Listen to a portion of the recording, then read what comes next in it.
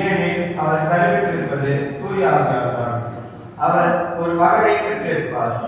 அவருக்கு இயேசு என பெயரிட்டு, ஏனெனில் அவர் தம் மக்களை அவர்களுடைய பாவங்களிலிருந்து மீட்பார்.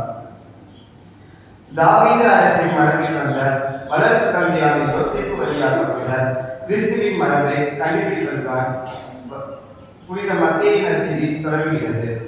பின்னர் அவர் கிறிஸ்துவின் பிறப்பு நிகழ்வை புனித யோசேப்பின் பார்வையில் நமக்கு சொல்கிறார். அவரது சொந்த ஊரான நாசரேத்தில் தச்சர் என்று பரவலாக அறியப்பட்ட யோசேப்பை பற்றி நாம் அவரிடமிருந்து அதிகம் கற்றுக்கொள்ள வேண்டும். கன்னிமரியாவை மணக்கமிருந்த புனித யோசேப்பு அவர் கருவிட்டிருந்ததை அறிந்தார். ஆனால் அவர் ஒரு நீதிமான் என்பதால் மரியாவை மறைவாக விலக்கிவிட முடிவெடுத்தார். அந்நிலையில் வானதூதர் கனவில் தோன்றி மரியா கருவிட்டிருப்பது தூய ஆவியார் என்று அறிவித்தார். அதன் பின் யோசேப்பு மரியாவை மனைவியாக ஏற்றுக்கொண்டார்.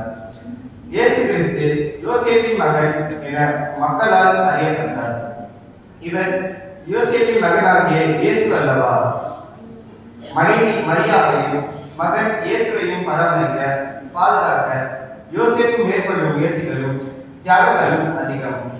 12 வயது காணாமல் போனபோது யோசேப்பு மிகுந்த கவலை அனுபவித்தார்.